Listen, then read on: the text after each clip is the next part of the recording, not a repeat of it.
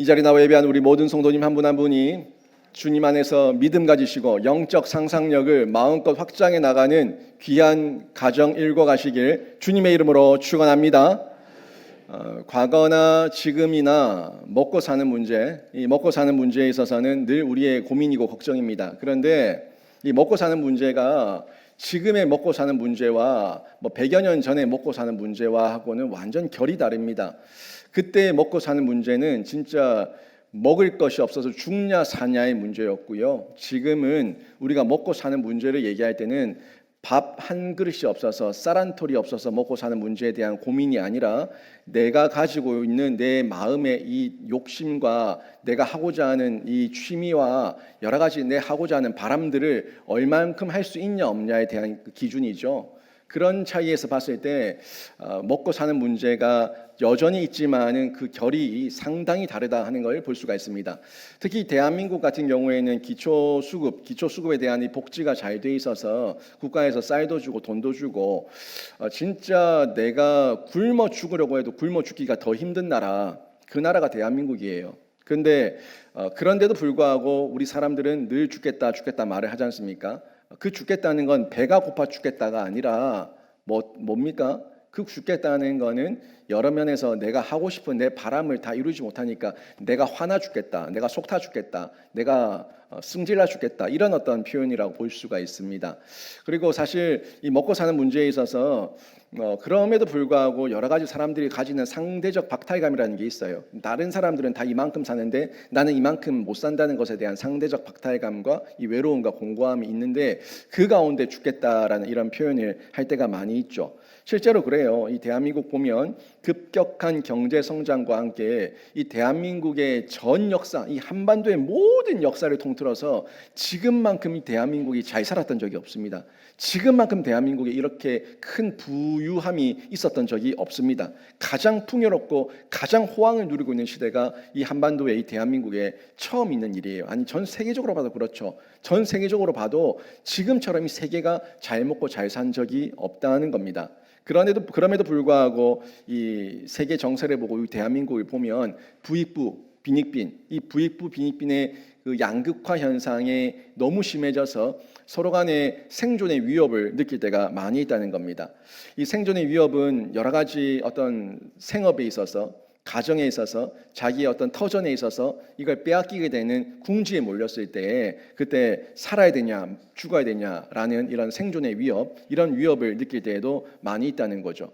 물론 지금 우리 대한민국이 가지고 있는 이 먹고 사는 문제하고는 결은 다르지만 지금 오늘 본문에 나왔던 유대 땅, 이 팔레스타인 땅에도 그때도 이 먹고 사는 문제는 여전히 있었습니다. 그래서 이 유대인들도 생존의 위협 앞에서 큰 어려움을 당했던 시절이었는데, 근데 그 유대인들의 어떤 껍데기만 보면은 굉장히 화려한 부분들이 많이 있거든요. 그때는 로마라고 하는 제국이 큰 제국을 이루어서 통치를 하고 있을 때였는데, 그래도 로마 제국 안에 한 영역이었던 팔레스타인 땅이잖아요. 그러니까 자기들이 어떤 패스포트를 내더라도 여권을 내더라도 자기의 소속은 로마 제국이에요.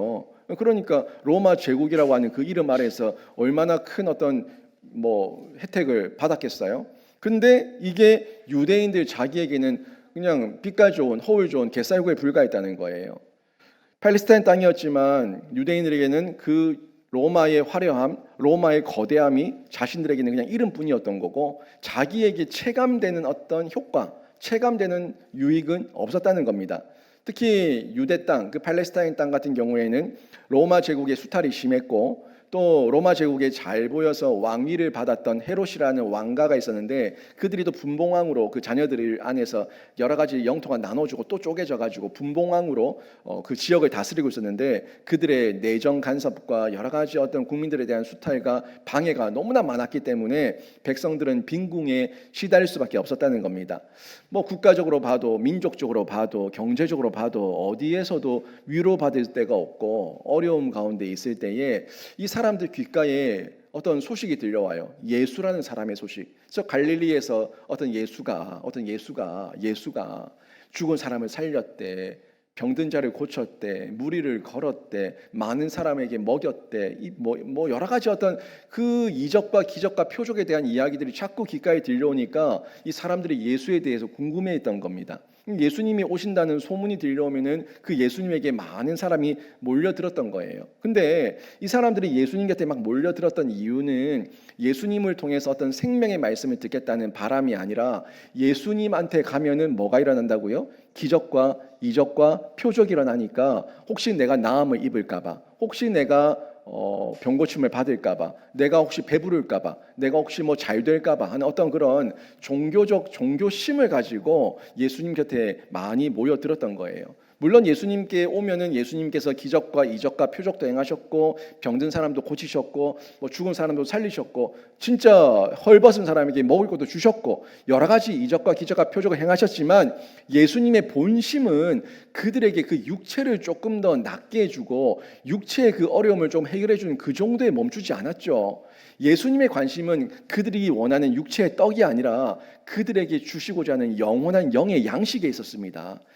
물론 이 영의 양식을 그 사람들은 깨닫지 못했어요. 그렇지만 예수님은 끊임없이 기적과 이적과 표적을 통해서 그들에게 계속해서 주시고자 했던 건 영의 양식이었어요.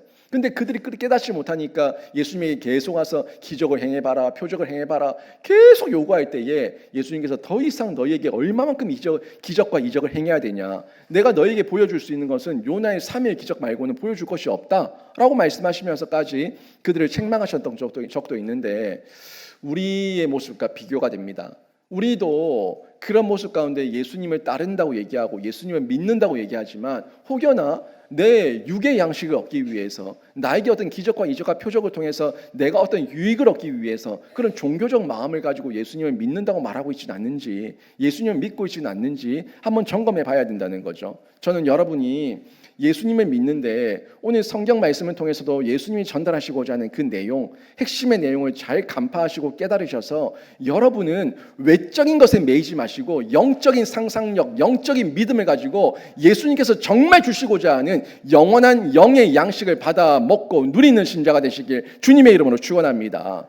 이 가운데서 우리가 믿음의 시험을 당할 때도 있습니다. 믿음의 시험을 당해서 우리가 깨달아야 될 것은 내 위치예요. 내 위치, 내 수준이에요. 내가 지금 어떤 위치, 어떤 수준에 있는가를 깨달아서 성장해야 되는 거예요. 내가 이것밖에 안 되니까 모르겠다, 내가 이것밖에 안 되니까 나는 포기했다, 이런 포기와 안 되겠다를 얘기하는 것이 아니라 예수님은 제자들에게 직면시키시고 제자들을 책망하시는 중에 제자들의 수준을 보게 하셨습니다. 제자들의 위치를 보게 하셨습니다. 그리고 제자들을 통해서 더 가르치셔서 그들의 수준을 끌어올리기를 원하셨어요. 그 성장과 성숙을 위해서 시험이 필요한데 믿음의 시험을 오늘 본문에서도 제자들에게 하고 있음을 볼 수가 있습니다. 예수님께서 이 오시는 중에 산에 올라가셨어요. 산에 올라가셔서 제자들과 함께 앉으시고 제자들과 함께 이야기를 나누시려고 하는데, 예수님이 오셨다는 이야기를 듣고 많은 무리가 예수님께 몰려듭니다. 그리고 예수님이 몰려드는 그 무리를 보니까 이 마음 가운데 여러 가지 안타까움이 있는 거예요. 아유, 또 저렇게 많은 무리가 모였네. 저 무리들은 어디서 왔는고, 먹을 건 가져왔는가, 돌아갈 때 허기지지 않을까, 돌아갈 때 공고하진 않을까, 이 마음이 드는 거예요. 예수님 모이신 그 산에는 그냥 흑산이에요. 흑산, 돌산이에요. 돌산, 허허벌판이에요. 광야 같은 산, 뭐 이런 우리 대한민국의 숲이 우거진 그런 산이 아니라 그냥 돌산이에요. 돌산, 아무것도 없어요. 그런데 그 산에 모여서 제자들과 이야기를 나누려고 했는데 많은 무리들이 모여드니까 그 제자들보다 그 무리들이 더 염려가 되는 거예요. 내가 지금 가르치고 이 사람들이 돌아갈 때는 어떻게 돌아갈꼬? 이런 생각을 가지시는 중에 예수님께서 그들을 긍휼히 여기시고 그들에게 먹을 것을 줘야겠다라는 마음을 작정하신 겁니다. 그리고 나서 이왕 먹을 걸 줄 건데 예수님께서 이 주기 전에 제자들의 믿음을 좀 성장시키고 증진시키기 위해서 제자들에게 먼저 질문을 던지셨어요. 이 질문은 예수님이 할 수 없어서도 아니고요, 몰라서도 아니고요, 능력이 없어서도 아니고요, 제자들에게는 시험이에요. 무슨 시험? 그 신앙을 성장시키고 그들의 그 믿음을 강화시키기 위한 하나님께서, 예수님께서 직접 물으셨던 시험인데, 그 시험 가운데 첫 번째 질문입니다. 빌립에게 질문을 던지신 거예요. 5절에 보니까 이렇게 나오죠. 예수께서 눈을 들어 큰 무리가 자기에게로 오는 것을 보시고 빌립에게 이르시되 우리가 어디서 떡을 사서 이 사람들을 먹이겠느냐 하시니. 모르실까요, 예수님이? 예수님은 다 알아요. 이미 마음에 작정하고 있지만 빌립에게 의도적으로 물으셨던 겁니다. 그리고 빌립이 7절에서 여기에 대해서 대답을 하는데 8달치 품삯이 필요하다고 얘기해요. 이 8달치 품삯을 오늘 7절에서는 200데나리온의 돈도 부족하겠다고 얘기하고 있는데, 그 당시에 일당을 버는 사람들의 하루 품삯을 8달 동안 안 쓰고 모으면 약 200데나리온 정도의 돈이 되는 거예요. 그러니까 이 200데나리온의 돈은 8달치의 품삯을 저희가 모아서 이 사람들에게 밥을 사주려고 해도, 떡을 사주려고 해도 부족합니다. 부족한 돈입니다 라고 얘기한 거죠. 예수님께서 물으셨던 그 의도는 계산기 두들겨 보고 동계산해봐라가 아니라 지금 빌립의 믿음을 보신 거고, 빌립에게 지금 네가 뭘 보고 있냐라는 그 영적 안목을 물으신 건데, 역시 빌립의 안목은 예수님께 집중하지 않았고 그저 사람들만 보고 있었어요. 무리만 보고 있었어요. 이 돌산, 이 산만 보고 있었어요. 환경만 보고 있었어요. 그 상황만 보고 있었어요. 그러니까 영적 안목은 완전히 닫혀 있었다는 걸 볼 수가 있는데, 지금 믿음의 빈곤, 영적인 부유함이 전혀 없고 말씀이 없는 영적인 빈곤 가운데 있는 이 빌립의 대답이었다는 것을 확인할 수가 있습니다. 그리고 곧이어서 8절과 9절에 안드레가 등장하죠. 안드레가 한 아이가 가지고 온 보리떡 5개와 물고기 2마리를 가지고 예수님 앞에 내놓습니다. 그런데 이 안드레가 이 물고기 2마리, 보리떡 5개를 내놓을 때 이거 가지고 오면 예수님께서 엄청난 기적을 행하시겠지? 하는 이런 마음으로 가지고 온 게 아니라, 한 아이가 보리떡 5개, 물고기 2마리 가지고 오니까 이 보리떡 5개와 물고기 2마리를 그냥 예수님께 전달한 거예요. 택배 전달한 거예요. 전달. 그 물건을 전달하는 전달자 역할밖에 하지 않았습니다. 마치 안드레는 이 보리떡 5개와 물고기 2마리 가지고 예수님이라도 드시면 되겠네라는 마음으로 가지고 온 거예요. 그러면서 하는 이야기가, 이것 가지고 이 많은 사람들에게 뭐 얼마나 되겠습니까? 누구 입에 붙이겠습니까? 예수님 혼자 드시면 되겠네요 하는 정도의 마음으로 가지고 온 거예요. 결국 이 안드레도 절망적인 상황 가운데서 그 한 역할을 하고 있는 인물로만 등장하고 있음을 볼 수가 있습니다. 분명히 맞아요. 현실은 절망적인 상황입니다. 흙밖에 없는 돌산이고, 이 사람들에게 먹일 만한 돈도 없고, 지금 가서 떡을 사오기도 너무 멀고, 또 이 사람들을 그냥 돌려보내면 그냥 가다가 쓰러질까 봐 염려가 되는 이런 절망적인 상황입니다. 그러니까 지금 이 사람들은 자신들과 지금 자기의 상황 가운데 펼쳐져 있는 현실적 상황만 보고 있어요. 근데 잠시만 눈을 들어서 한번 봐요. 그것밖에 없나요? 정말 그것밖에 없나요? 암울한 상황, 암울한 돌밭, 너무 많은 사람들, 떡은 하나도 없고 먹을 것이라고는 없는 그 상황, 정말 그것밖에 없나요? 눈을 들어 보면 누가 보여요? 예수님이 보여요. 기적과 이적과 표적을 행하시고 바다 위를 걸으시고 죽은 사람도 살리신 그 예수님이 자기들 눈앞에 있어요. 육적인 현실만 현실이 아니라 나와 함께하고 있는 임마누엘의 예수 그리스도도 영적인 현실이에요. 그런데 그들이 보는 건 영적 현실에 대한 체감은 전혀 없고 어디에만 집중하고 있습니까? 육적 현실, 물리적 현실, 거기에만 매여 있다는 것을 저희가 오늘 본문을 통해서 확인할 수가 있는 겁니다. 다시 말하면 제자들의 육적인 눈은 뜨여 있는지 모르겠지만 영적인 눈은 감겨져 있었고, 영적으로는 예수님을 보지 못하는 그런 암울한 현실 가운데 있었다는 것을 확인할 수가 있는 거죠. 그런데요, 한 아이는 달랐다는 겁니다. 이 보리떡 5개와 물고기 2마리를 가지고 온 이 아이는 달랐다는 거예요. 이 아이에게는 뭐가 있었냐면, 소문만 들었지만 예수님을 보고 나니까 예수님이 뭔가 행하실 것 같아. 예수님을 보고 나니까 예수님 앞에서 이걸 드리면은 예수님께서 더 큰 것을 행하실 것 같아. 그게 어떤 일인지 예측할 수는 없지만 예상이 되는 거예요. 이걸 예수님께 드리면 예수님께서 놀라운 일을 행하실 거야 라는 그 풍부한 상상력, 이 영적 상상력이 어린아이에게 있었다는 겁니다. 그래서 이 아이는 그 영적 상상력, 결국 예수님을 보고 예수님을 믿는 믿음 가운데 그 영적 상상력을 발휘해서 자기 배를 채워야 할 그 보리떡 5개와 물고기 2마리를 예수님께 드리게 됩니다. 여러분, 오늘 본문에서 이 어린이의 영적 상상력과 헌신을 저희는 보게 되는데 질문합니다. 우리 영유치부, 우리 초등부 아이들의 영적 상상력은 어떨까요? 여러분 가정에 여러분 자녀들의 영적 상상력은 어떻습니까? 여러분 손자, 손녀들의 영적 상상력은 어떻습니까? 성경 안에서 예수를 보고 영적 안목과 영적 눈을 가지고 그 백지에 예수님을 향한 그 기대와 소망을 가지고 영적 상상력을 펼치고 있습니까? 아니면 그저 여러분의 아이들의 영적 상상력은 미디어에 빠져 있습니까? 도전합니다. 우리 아이들 머릿속에 예수 그리스도 안에서 성경 안에서 언약 가운데 믿음 가운데 영적 상상력이 펼쳐져야 되는데 우리 아이들의 머릿속에는 미디어가 장악하고 있어요. 미디어의 총각 칼이 난무하고 있습니다. 미디어의 아이템이 그 아이들의 상상력이에요. 사람을 죽여도 또 살아날 수 있다는 그 미디어의 거짓된 내용을 가지고 사람을 죽입니다. 칼을 휘두릅니다. 이게 아이들의 상상력 속에서 자라서 성인이 된 다음에 그걸 실행하는 거예요. 총을 쏴야 되는 거예요. 칼을 휘두르는 거예요. 여러분, 우리 아이들의 영적 상상력은 미디어에 뺏기면 안 됩니다. 우리 아이들의 영적 상상력은 예수 안에 있어야 됩니다. 언약 안에 있어야 됩니다. 하나님의 진리 안에 있어야 됩니다. 우리 아이들의 영적 상상력이 하나님의 말씀과 예수를 만난 체험으로 펼쳐진다면 어떻게 될까요? 혹시 우리 아이들의 영적 상상력을 기성세대와 부모 세대가 가둬두고 제한하고 있지는 않습니까? 왜? 내 편하려고. 아이들과 함께 동화책을 읽고 상상의 나래를 펼치는 건 귀찮으니까.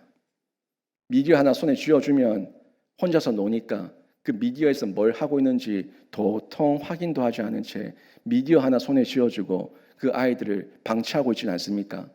그럴 것 같았으면 애 왜 낳았어요? 애 왜 낳습니까? 아이들 잘 키우러 놓은 거잖아요. 인재와 인물 만들려고 놓은 거잖아요. 이 아이들 하나님 앞에서 신앙 계대하겠다는 결단과 각오로 놓은 거잖아요. 그 결단과 각오로 키워야죠. 저희 집에는 TV가 없습니다. PC도 없습니다. 저희 집에 저희 아이에게 주어진 거라고는 천재교육에서 나온 밀크티 이 탭 하나가 전부입니다. 근데 그 탭 안에서도요, 제가 깜짝 놀라는 거는 어떻게 연결된 이야기가 전부 다 요괴고 마귀고 귀신 할멈이고 도깨비고 다 그렇게 다 연결이 돼요. 보고 있습니까? 전 제 아이에게 보지 말라고 지적을 하고 또 봤을 때는 이 요괴, 귀신, 마귀 할멈, 도깨비 누가 다 이겨? 예수님이 다 이겼다는 걸 얘기합니다. 두려워할 이유가 있어 없어? 전혀 없다는 걸 얘기합니다. 그런데 그 아이들은 그 알게 모르게 그 마음속에 마귀, 귀신, 도깨비, 방망이, 뭐 요괴 할멈, 마귀성, 요괴성 뭐 이런 이야기 속에서 그게 마치 동심인 양 그렇게 머릿속에 그림을 그리고 있어요. 우리 아이들에게 미디어를 통해서 장악당한 겁니다. 여러분, 이거 굉장한 심각하게 보셔야 됩니다. 심각한 문제고 우리 아이들이 많이 더럽혀졌습니다. 여러분, 우리 부모 세대와 자녀들이 살아야 할 모든 시대 가운데 지금도 영적 도전과 시험은 있었지만 앞으로도 계속 펼쳐질 거예요. 계속 우리 아이들을 혼탁하게 하고 더럽히고 추악하게 만들고 꿈꾸지 못하게 만들고 하나님 말씀 믿지 못하게 만드는 그런 영적 도전은 끊임없이 일어날 겁니다. 피하고 도망갈 생각하지 마시고 내 편한 대로 아이들에게 스마트폰 쥐어주지 마시고 극복하고 이기고 승리할 수 있는 영적 상상력을 여러분이 먼저 발휘하십시오. 여러분이 먼저 영적 상상력을 발휘하지 않는데 내 아이에게 영적 꿈을 꾸라고 얘기할 수 있습니까? 내가 믿음이 없는데 내 아이에게 영적 꿈을 꾸고 소망을 가져 얘기할 수 있습니까? 내 안에 소망과 희망이 없는데 예수 그리스도를 얘기할 수 있습니까? 결코 못합니다. 내 아이에게 영적 상상력을 얘기하고 믿음을 얘기하기 위해서는 내 안에 믿음이 있어야 되고 내 안에 영적 상상력이 있어야지만 내 아이에게 다음 믿음을 얘기할 수가 있는 거예요. 이건 사실입니다. 영적 상상력을 얘기하기 위해서 내 안에 예수가 함께하고 계심을 믿고 볼 때에 그때 영적 상상력이 시작되는 거고요. 그리고 이것이 망상이 아니라 착각이 아니라 하나님의 언약이라고 하는 진리와 연결되었을 때에 이 상상력은 말씀에 근거한 상상력이 되고 언약에 근거한 상상력이 되고 믿음이 되어서 그게 우리 아이들의 오늘이 되고 내일이 되는 거예요. 여러분 아이들을 오늘을 볼 때에 여러분 아이들에게 이 믿음이 없고 언약과 연결된 연결고리가 전혀 없다면요, 여러분 지금 회개하셔야 됩니다. 그리고 오늘 늦었다고 얘기할 때가 가장 빠를 때예요. 오늘 여러분이 다시금 예수 그리스도 안에서 여러분이 먼저 영적 상상력으로 아이들을 향한 그 믿음을 기대하시며 키워나가시고 그 아이들에게 언약에 근거한 기도를 하나님 앞에 올려드리면은 그 아이들의 내일은 바뀔 줄로 믿습니다. 하지만 기도하지 않고요, 도전하지 않으면 오늘의 아이가 내일의 아이인데 더 악한 아이가 되어 있을 겁니다. 여러분 이런 말 들으면 절대 아멘 안 하죠.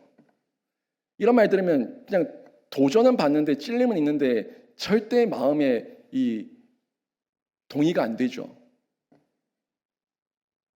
여러분이 경고하고 도전합니다. 오늘 여러분이 도전하지 않으면 내일의 여러분도 바뀌지 않고요, 내일의 여러분의 자녀도 바뀌지 않을 겁니다. 이 세상에 악하고 음란한 저 더럽고 추악한 세상 사람들의 또 한 사람, 여러분 아이를 여러분이 키워낼 뿐이에요. 저는 여러분이 도전하는 건 하나님 안에서 선한 꿈을 꾸고 영적 상상력을 가지고 하나님 앞에 언약 가운데 도전하는 그런 인재와 인물 만들기를 도전합니다. 그러기 위해서는 여러분이 수고해야 돼요. 미디어 손에 쥐어주니까 편하죠. 좋지요. 또 하나 도전합니다. 여러분 아이들의 상상력을 제한하고 있는 그 미디어 다 뺏으세요. 뺏으세요. 그 아이가 한 달이고 두 달이고 석 달이고 발악을 하더라도 그 아이들의 영혼을 바라본다면, 그 아이들의 10년, 20년 후를 바라본다면 뺏으세요. 그 아이들의 통제할 능력이 있습니까? 그 미디어를 걸러낼 통제력이 있습니까? 없어요. 우리 아이들 듣고 있지만 저를 미워하는 건 괜찮아요. 저는 이 아이들에게 미래를 주고 싶어요. 상상력을 주고 싶어요. 저도 어릴 시절 술래잡기, 말뚝놀이, 자치기, 오징어 달구지, 고무치기, 구슬치기, 롤러스케이트, 자전거 그렇게 타면서 놀았어요. 미디어가 어디 있어요? 미디어가. 잘 자랐어요. 손, 발 두 개만, 네 개만 있어 혼자서 놀았어요. 1시간, 2시간 놀았어요. 손, 발 가지고 뭐 합니까? 상상력을 가지고 놀아요. 집에 있는 책 가지고 책을 쌓아가면서 놀아요. 블럭이 어디 있어요? 하지만 그 상상력이 그렇게 나래를 폈습니다. 우리 아이들의 그 모든 상상력과 소근육, 대근육, 모든 근육과 모든 육체를 장악하고 있는 게 지금 뭡니까? 미디어예요. 아이들이 뛰어놉니까? 아이들의 상상력을 가지고 놉니까? 아이들이 꿈을 가집니까? 없어요. 미디어에서 보여주는 그게 전부예요. 초등학교 때에 핸드폰을 사준 부모들 이해할 수 없습니다. 뺏으세요. 이해할 수 없습니다. 그 아이들의 손에 포르노를 쥐어준 것과 똑같습니다. 그 아이들의 인생에 대해서 여러분이 책임지셔야 됩니다. 저는 도전합니다. 저를 욕해도 상관없어요. 미디어가 문제가 아니라 미디어를 통제할 수 없는 아이에게 칼을 쥐어준 것과 똑같아요. 칼을 사용할 용도와 방법을 모르는 아이에게 칼을 쥐어준 것과 똑같아요. 애들 다 하면 다 칼춤 추면 같이 내 아이에게도 칼 주고 칼춤 추게 할 거예요. 그 칼을 쓸 수 있을 때에, 용도에 맞게 쓸 수 있을 때에 그때 쥐어주는 거예요. 집에서 매일같이 TV 보고 계신 분들 TV 끄세요. 불륜밖에 더 나옵니까? 불륜밖에 더 나와요. 뭐 애정 행각하고 동성애 나오고 뽀뽀해대고 껴안고 그거밖에 더 나와요. 그걸 아이들에게 심겨주고 있는 거예요. 아, 성적으로 저렇게 음란해도 되는 거구나. 누구를 만나든 그냥 스킨십하면 되는 거구나. 누구를 만나든 오늘 하룻밤 자면 되는 거구나. 그게 가르쳐주고 있는 거예요. 이 세상을 따라가지 말고 우리 아이들의 영적 상상력이 이 오늘 성경에 나왔던 이 어린아이가 예수를 만나고 그 영적 상상력을 발휘했던 것처럼 여러분 아이들의 상상력이 그런 상상력이 되기를 주님의 이름으로 축원합니다. 이게 영적 상상력이에요. 어린이 주일인데요. 이 영적 상상력을 예수 안에서 가져야 됩니다. 그때에 믿음의 역사가 일어나는 거예요. 믿음 안에서 시도하지 않고 시험받지 않고 도전하지 않고 끼어있지 않은데 무슨 믿음의 역사가 일어나요? 믿음이 있어야 믿음의 역사가 일어나죠. 믿음이 없는데 무슨 믿음의 역사가 일어나요? 우리 아이들에게 그 믿음을 심겨주세요. 안드레 아무런 의미 없이 아무런 믿음 없이 그냥 보리떡 5개 물고기 2마리 예수님께 가져가는 택배 기사였어요. 그 택배 기사 전달한 거예요. 그 안에 뭐가 들었는지 이걸 가지고 어떤 역사가 일어날지 기대하는 거 아무것도 없어요. 그냥 전달. 그런데 이 아이는 아무런 기대 없이 줬을까요? 자기 배를 굶으면서 자기가 허기진데 아이들이 얼마나 많이 먹어요? 근데 그 배가 고프고 허기진데 아무런 믿음 없이 예수님 드세요라고 그냥 드렸을까요? 그것도 예수님을 직접 만나 준 게 아니라 안드레를 통해 전달하는데 안드레가 지가 먹으면 어떡하려고? 이 아이에게는요 믿음이 있었어요. 믿음. 이 물고기, 이 보리떡이 예수님 손에만 전달되면은 예수님께서 역사를 일으키실 거라는 믿음이 있었어요. 그래서 이 아이는 헌신한 거죠. 이 헌신이 믿음이에요. 순수함이에요. 정결함이에요. 깨끗함이에요. 예수님께서 우리에게 어린아이와 같이 되지 아니하면 천국에 이를 수 없다고 말씀하셨고 오늘 교동문 96편도 어린이 주일 그 내용을 통해서 예수님께서 하셨던 말씀을 우리가 봤는데 사복음서 곳곳에 나옵니다. 어린아이를 가까이 하셨어요. 누가? 예수님께서. 어린아이를 껴안으셨어요. 누가? 예수님께서. 그리고 어린아이를 내게 오는 것을 금하지 말라고 말씀하셨어요. 왜? 어린아이는 깨끗하니까, 순수하니까, 영적 상상력과 믿음이 있으니까, 인격적으로 예수를 만나기 더욱더 귀한 시기니까. 하나님 나라가 이런 어린아이의 것이라고까지 말씀하셨어요. 다 이 말씀의 근거에서 봤을 때 이 보리떡 5개와 물고기 2마리를 가지고 온 어린아이는 예수님을 향한 믿음이 있었고 그 믿음 가운데 헌신한 거예요. 그 헌신이 예수님 손에 쥐어지니까 예수님께서 믿음의 역사를 일으키신 거죠. 11절도 보십시오. 예수께서 떡을 가져 축사하신 후에 앉아있는 자들에게 나눠주시고 물고기도 그렇게 그들의 원대로 주시니라. 예수께서 떡을 가져 축사하신 후에 앉아있는 자들에게 나눠주시고 물고기도 그렇게 그들의 원대로 주셨다.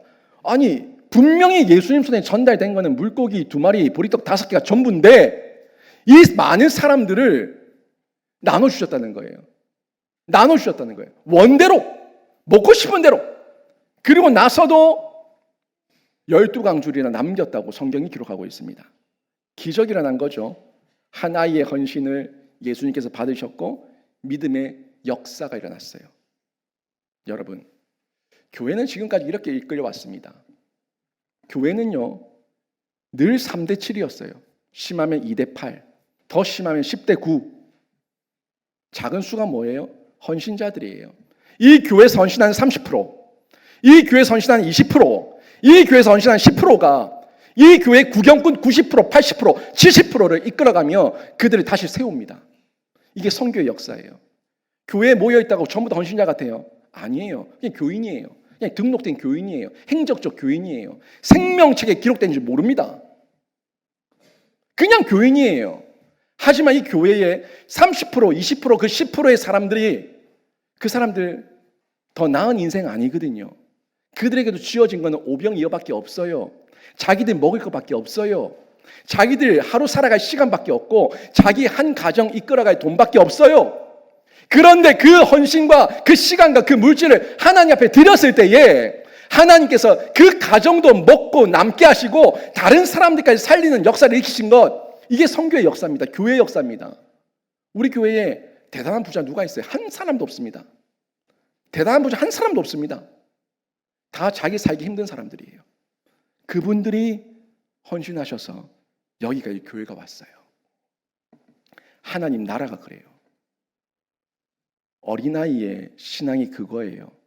나는 절대 먹고 죽을래도 절대 못한다. 난 시간도 없고 돈도 없고 난 내 할 것 많고 내 살 것 많고 내 취미생활도 해야 되고 나는 그럴 시간도 없고 그럴 돈도 없다. 먹고 죽을래도 없다. 먹고 죽으면 돼요. 먹고 죽으면 돼요. 하지만 주님 앞에서 내가 헌신해서 드려서 주님 손에 쥐어져서 주님께서 일하실 역사를 기대하는 사람들, 그분들이 시간을 드립니다. 물질을 드립니다. 마음을 드립니다. 평생을 드립니다. 교회를 세우는 거예요. 이 어린아이 한 명의 헌신, 정말 이 아이의 배 채우기도 부족한 보리떡 5개, 물고기 2마리가 예수님 손에 쥐어졌을 때 예수님께서 그 헌신을 받으셔서 하나님의 큰 영광을 드러내셨다는 본문, 여러분 잘 보십시오. 아이의 헌신, 어린아이와 같은 심령의 헌신이 우리에게 요구됩니다. 그 요구가 우리 안에서 나타나고 삶으로 드러날 때에 우리 아이들에게 기대가 있는 거예요. 난 아무것도 하지 않는데, 난 아무런 기도도 하지 않는데, 난 아무런 헌신도 하지 않는데 우리 아이가 인재와 인물이 되기를 바란다고요? 내가 술 마시고 다니고, 내가 놀러 다니고, 내가 온통 세상에 더러운 사람들과 취하고 만나고 그러고 있는데 우리 아이들은 거룩한 백성이 되기를 원한다고요? 너무 큰 착각에 빠져 있는 거 아닙니까? 내가 거룩해야 흘러가는 물이, 통로가 거룩하고 깨끗해야지 깨끗한 물이 흘러가는 거예요. 저는 여러분이 그 물인데 고인물 되고 썩은 물 되지 말고 주님께서 매일같이 쏟아 부어주시는 영적 물된 동산에 공급되는 물을 받으셔서 여러분을 통해서 깨끗한 생수의 강이 여러분 자녀들에게 흘러가기를 주님의 이름으로 축원합니다. 어떤 분들이 그러더라고요. 아이고 목사님, 우리 애들한테는 그런 기대를 할 수가 없어요. 우리 애 안 믿죠. 며느리 안 믿죠. 우리 엄마 아빠가 안 믿으니까 우리 손자 손녀들 다 안 믿죠. 아니 그런데 걔네들한테서 무슨 예수 생명이 흘러갑니까? 무슨 예수 생명이 흘러가요? 저는 그런 기대 안 합니다. 그냥 지네 하고 싶은 거 하면서 지금 마음대로 살다가 그냥 잘 살면 됐지, 집 사고 차 사고 지가 하고 싶은 거 하고 살면 됐지, 별 기대 안 합니다. 그게 그 사람의 믿음의 수준이에요. 그게 수준이에요. 아니 그 아이들은 결코 예수 믿을 일이 없을 거라는 그 믿음은 어디서 나온 거예요? 예수님을 믿는 믿음보다, 성경이 말씀한 말씀의 믿음보다 내 감정에 향한 그 믿음은 어디서 나온 거예요? 그게 우상 아닙니까? 말씀이 말씀하고 있으면 말씀대로 살아가겠다는 결단이 있어야 되는데 내 안에서 내 경험, 내 체험, 내 감정을 하나님 말씀보다 더 상위에 두고 믿어버려. 아니, 그 믿음은 도대체 어디서 나온 믿음이에요? 저는 그런 믿음을 여러분이 얘기하지 않습니다. 안 될 거라고 하는 그 믿음을 버리세요. 된다는 말씀을 믿으세요. 지금 결코 내 아이들은 안 믿고 내 손자 손녀들은 안 믿을 것 같다는 그 상황이 지금 빈들이에요. 예수님께 모여든 그 무리들이 있는 그 빈들이에요. 또 그 상황이 안드레와 빌립이에요. 그냥 계산기 두드려 보니까 안 되겠는데요 라고 말하는 그런 상황이에요. 그 현실. 그런데 그 빌립과 같이 안드레와 같이만 보지 마시고 그 황무지 땅만 보지 마시고 나와 함께 있는 영적 그 예수 그리스도를 보면은 영적 현실이잖아요. 그 예수를 보면은 예수께서 우리의 헌신을 보시고 믿음을 보시고 놀라운 역사와 기적을 이루실 줄 믿습니다. 안 된다고 말하지 말라는 겁니다. 자녀와 함께하는 예수를 바라보세요. 나와 함께하고 있는 예수를 바라보세요. 예수께서 함께 하시면 됩니다. 안 된다고 말하는 건 현실 안 주고요. 예수께서 함께 하셔서 된다는 거는 믿음이에요. 현실 안주하시겠습니까? 아니면 믿음에 도전을 하시겠습니까? 여러분의 몫입니다. 안 된다. 그 현실 저도 보고 있습니다. 저도 여러분 현실을 보면 답답합니다. 그거는 현실입니다. 그래서 제가 여러분에게 뭐라고 말할까요? 안드레처럼 말할까요? 빌립처럼 말할까요? 제가 뭐라고 말할까요? 여러분에게 저는 말하는 게 성경에 근거한 말씀대로 전달합니다. 여러분은 그러면 안드레의 말을 듣겠습니까? 빌립의 말을 듣겠습니까? 아니면 성경대로 말씀하고 있는 말씀에 근거해서 아멘 하시겠습니까? 여러분 몫이에요. 여러분이 현실 안주하지 마시고 말씀에 근거한 예수를 믿으면 예수께서 여러분의 믿음을 받으셔서 여러분 안에 믿음의 새 역사를 이루실 줄로 믿습니다. 히브리서 11장 1절 2절 말씀 같이 읽습니다. 시작. 믿음은 바라는 것들의 실상이요 보이지 않는 것들의 증거니 선진들이 이로써 증거를 얻었느니라. 아멘. 이게 교회 역사예요. 이게 선교의 역사입니다. 지금까지 그런 선진들의 믿음으로 여기까지 복음이 증거된 거예요. 누가 이 대한민국, 이 조선 땅, 이 한반도가 세계 10대 경제 대국이 되고 세계 6대 군사 대국이 되고 이렇게 강한 나라가 될 거라고 누가 상상했어요? 이 척박한 땅, 이 세계에서 가장 못 살던 대한민국, 이 조선이 세계에서 두 번째 선교사를 파송한 나라가 될 거라고 누가 상상했어요? 아무도 꿈꾸지 않았지만 우리 믿음의 선진들, 선교사님들이 꿈꿨습니다. 선교사님들이 믿음의 눈으로 바라봤습니다. 선교사님들이 그 믿음의 눈 가운데 씨를 뿌렸습니다. 믿음의 그 증거와 역사와 이 사실을 우리가 지금 살아가고 있다고요. 여러분이 지금 여러분 자녀들을 볼 때 척박하고 아무런 소망이 없고 희망이 없는 그 여러분의 자녀들의 그 마음밭에 예수 생명의 씨를 뿌리시고 복음의 진리의 말씀을 뿌리시면은 하나님께서 선진된 여러분의 믿음을 통해서 여러분 자녀들의 인생과 가정을 바꿔가실 줄로 믿습니다. 그 믿음 가지고 우리는 뿌려야 되는 거예요. 말씀대로, 말씀을 믿는 대로, 그 믿음대로 눈을 들어서 입술을 크게 여셔서 여러분은 무너지는 자 되지 마시고 세우는 자로 쓰임받는 귀한 신자 되시길 주님의 이름으로 축원합니다. 이 가운데 세상의 유혹이 끊임없이 있거든요. 그 유혹을 이겨내셔야 돼요. 심지가 견고해야 돼요. 엄마들의 이 주변 엄마 맘카페 엄마들의 소리가 얼마나 커요. 얼마나 커요. 그 소리에 귀 닫으시고 하나님의 말씀 앞에 귀를 더 키우시기를 바랍니다. 하나님 앞에 레이더는 꺼놓고, 아니 무슨 안테나를 그렇게 많이 세워놨는지 학교 소식은 다 알아. 엄마들 소식은 다 알아. 거기에 쫓겨가지 마시라고요. 하나님 말씀 앞에 레이더를 켜십시오. 14절 15절에 이 기적을 본 사람들 예수님을 데려다가 억지로 왕 삼으려고 합니다. 이유가 뭐겠어요? 자기가들이 봤더니 예수님의 기적을 보니까 아니 자기들이 배가 부른 거라. 나는 배고픈 게 싫은데 예수님만 우리 곁에 있으면은 나는 평생 배고프지 않겠다. 예수님만 우리 곁에 있으면은 우리가 로마 제국의 압제 가운데 이 헤롯 왕가 때문에 핍박당하지 않겠다. 이런 마음이 드는 거예요. 그래서 이 땅의 배부름에 취해서 예수님의 왕 삼으려 한 겁니다. 예수님이 너무 좋아서 예수님을 믿어서가 아니라 예수님이 내 배를 채워주니까 예수님을 왕 삼으려고 했던 거예요. 우리 자녀들에게 예수가 세상의 성공을 위한 예수가 되어서는 안 됩니다. 우리 자녀들이 알고 있는 예수가요, 세상에 성공을 주는 예수로 알아서는 안 된다는 거예요. 성공이 진짜 뭔데요? 여러분 성공이 뭡니까? 뭐가 성공이에요? 저 위에 끝까지 올라갈 수 있는 대통령 자리까지 올라가면 성공한 거예요? 그래서 그 사람들이 행복해요? 행복해서 자살합니까? 행복해서 감옥 갑니까? 아니 그러면 저 최고의 기업, 이 대기업 총수가 되면 행복해요? 성공한 거예요? 그래서 감옥 가요? 그래서 뛰어내려요? 자살해요? 여러분 성공의 기준을 유물론적으로 세상적으로 자꾸 돈으로 우리 아이들에게 쇠뇌시키지 마십시오. 그건 성공이 아니라 행복이 아닙니다. 진짜 성공과 행복은 하나님께서 판단하시는 것이고 내 안에 예수 있고 내가 천국을 누리면 여기가 성공이고 여기가 행복인 줄로 믿습니다. 여러분 그 마음을 가지셔야 되는 거예요. 왜 눈이 가려졌어요? 유물론에 가려졌어요. 눈 떠보세요. 눈을 떠보시고 유물론지 세상만 보지 마시고 영적인 하나님 나라의 세상을 보라는 거예요. 우리가 주목하는 것은 보이는 것이 아니요 보이지 않는 것이니 보이는 것은 잠깐이요 보이지 않는 것은 영원함이니라.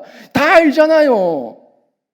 왜 어린아이들처럼 놀아요? 왜 어린아이들처럼 끌려가요? 그 어린아이의 심령 가운데 먼저 성숙한 그리스도인들이 그 아이들에게 영적 상상력으로 믿음의 세계를 펼쳐줘야 되는데 내가 눈이 갖춰져서 이 세상밖에 못 보고 돈밖에 못 보니까 이 아이에게 가르치는 돈만 가르치고 있는 거예요. 돈벌레 만드는 거예요. 이 어린이 주일 그냥 어린이들 축복해주고 끝날 게 아니라 정말 우리 아이들이 가르칠 바를 가르치겠다는 결단이 우리 부모에게 먼저 있어야 됩니다. 가르칠 바를 가르치겠다는 교사들의 교회의 결단이 먼저 있어야 됩니다. 누가 이 세상에 이렇게 만들었어요? 우리가 믿음으로 전수하지 못했고 신앙 기대하지 못해서 이렇게 된 거예요. 누구를 탓합니까?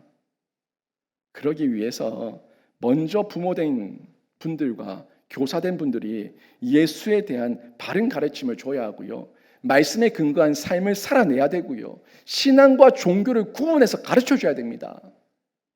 여러분 신앙이 뭡니까? 종교가 뭡니까? 종교는 그냥 돈 벌면 좋은 거예요.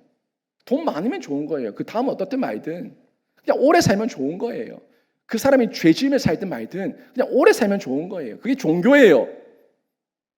하지만 신앙은 그렇지 않아요. 내가 오늘 하루를 살더라도 하나님 영광에서 불꽃처럼 사는 거예요.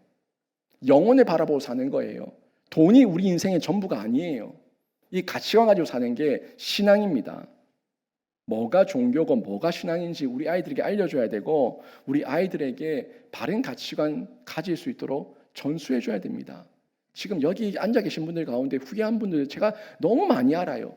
늘 기도 제목 들으면 다 자녀들에 대한 근심 걱정이에요. 한두 명이 아니라 대다수의 대다수. 다시 묻습니다. 그래서 지금 애 낳아가지고 다시 키우면 잘 키울 자신 있습니까? 천만에요. 여러분이 바뀌지 않으면 지금 여러분에게 새 생명이 태어나서 여러분 품에 안겨진다고 해도 여러분은 지금까지 키웠던 그 아이 그대로 키워낼 겁니다. 왜? 내가 바뀌지 않았으니까. 그 백지에 그림을 그려주고 가이드를 해줄 부모가 바뀌지 않았기 때문에 그 아이들은 똑같이 엉망이 될 거예요. 아니 세상이 악하고 음란하니까 더 악할 거예요. 더 음란할 거예요. 부모가 바뀌지 않고 가르치는 자가 바뀌지 않으면 그 아이는 절대 바뀌지 않습니다. 내 아이를 욕하지 마세요. 내 아이를 탓하지 마세요. 문제 아이 이전에 문제 부모가 있습니다. 부모가 먼저 살아내지 못한 거예요. 아프셔도 들으셔야 됩니다. 그게 사실이에요. 예수님이 지금 억지로 왕 삼으려고 하는 이 많은 백성들을 버리셨죠. 피하셨어요. 예수님의 때가 아니니까. 하나님의 방법이 아니니까. 만약에 예수님께서 이 땅에 오신 이유가 왕 되는 게 진짜 목적이었다면 그 사람들이 예수님 왕 삼으려고 할 때에 예수님이 좋다고 따라갔겠죠. 그래 내가 왕 할게 하고 따라갔겠죠. 하지만 예수님이 가셔야 될 길은 그 왕 되는 길이 아니라 십자가의 길이었거든요. 십자가의 길이고 우리의 영원한 제사장, 영원한 왕이 되는 길이었어요.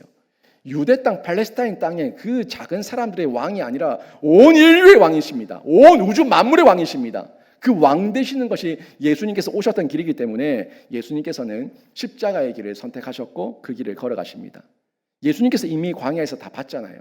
예수님에게 와서 사단 마귀가 3번이나 시험을 하는데 그 시험의 내용들이 다 뭐였습니까? 다 세상의 부귀영화 아니에요. 명예 아니에요. 세상의 쾌락 아닙니까? 그런 모습으로 예수님을 유혹했어요. 예수님 이미 다 알고 있죠. 이미 꿰뚫고 있습니다. 그래서 이 무리의 이런 도발적인 행동이 결국에 하나님의 뜻이 아니라 이 무리가 충동을 받아서 사단 마귀의 계략 가운데 쓰임받고 있다는 걸 아시고 예수님께서 잠시 자리를 옮기십니다.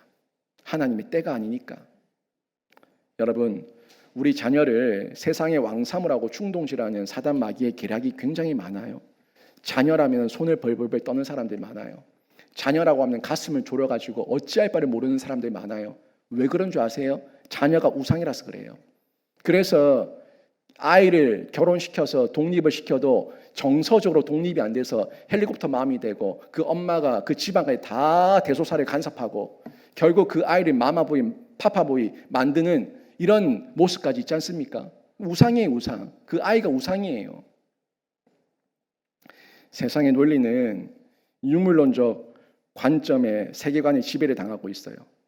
우리는 우리 아이들을 키울 때 이 유물론적 관점으로 아이를 키워서도 안 되고 아이가 우리들의 우상이 되어서도 안 됩니다. 화려하고 거대한 것으로 모든 것을 왜곡하는 시대가 지금의 시대입니다. 거기다 미디어 매체, 우리 아이들의 영적 상상력까지 공격하고 오염시키는 시대예요. 저는 우리 아이에게 그 밀크티라고 하는 스마트 탭을 줘놨지만 우리 아이가 통제가 되지 않는 어떤 증상을 딱 보이면은 한 달이고 2달이고 전 뺐습니다. 매달 10만 원이 넘는 돈을 사용료로 내고 있지만 내도 상관없어요. 그 돈 버리는 돈이 돼도 상관없어요. 내 아이의 영혼을 먼저 지키는 게 중요해요. 주지 않습니다. 정상적으로 돌아올 때까지. 이 아이는 우리한테 맡겨진 하나님께서 잠시 맡기신 사명이잖아요. 그 사명을 완수하기 위해서 부모가 좀 피곤해도 좀 어려워도 부모가 좀 시간을 투자해야 돼도 나에게 맡기실 때는 감당할 만하니까 맡기신 거예요. 부모가 그 역할 감당해야 되는 겁니다. 우리 다음 세대, 우리 자녀들의 영적 상상력을 회복시켜야 될 사명이 우리에게 있습니다. 그 사명 어떻게 회복시킬 수 있겠습니까? 성경과 성령을 통해서 예수 체험하는 방법 외에는 방법이 없고 도리가 없고 길이 없습니다. 그래서 더 기도해야 되고요. 더 부지런히 가르치고 집에 앉았을 때든지 길을 갈 때든지 누워있을 때든지 일어날 때든지 이 말씀을 강론하며 그 아이에게 전수하고 전달해야 되는 거예요. 우리 아이가 만드는 주보 보셨어요? 이게 우리 교회 이번 연도 주보 틀인데 이 주보 틀을 올해 맞춰서 딱 준비를 해놨는데 자꾸 이 주보 틀을 가지고 가요. 빈 주보 틀을 가지고 가서 여기다가 이제 지가 예배 시간 구성한다고 지가 예배 내용을 채우는 거예요. 내가 이거 쓰지 마라 이거 모질한다 나중에 작년에 쓰고 남은 거 써라 그랬는데 굳이 이걸 자꾸 쓰고 싶대. 근데 여기 쓴 걸 보면은 거기에 지 상상력이 들어가는 거예요. 무슨 주일 지가 달력을 보고 주일에 예배를 지가 만들고 찬송가는 몇 장을 하고 누가 그걸 하고 학원 갈 때는 학원 원장님이 설교를 하고 또 누가 기도를 하고 뭐 축도는 또 누가 하고 이게 다 적어가지고 갖고 가는 거예요.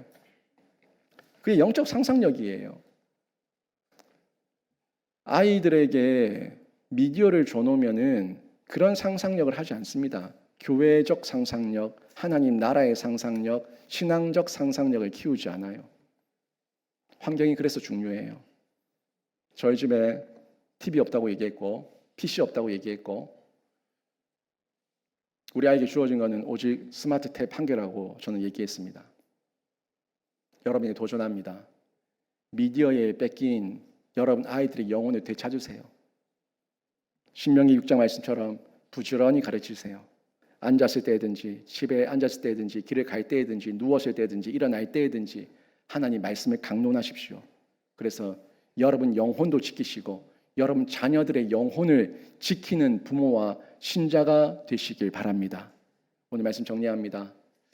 믿음의 시험이 있어요. 그 믿음의 시험이 늘 있지만 여기가 빈들인지 내가 빈들만 보고 있는지 아니면 내가 예수를 보고 있는지 여러분 영적 상황을 확인하셔서 여러분은 빈들만 보지 마시고 안드레와 빌립과 같은 그 안목으로만 보지 마시고 영적 눈을 가지시고 예수를 바라보시기를 바랍니다. 그러면 시험을 이기는 거예요.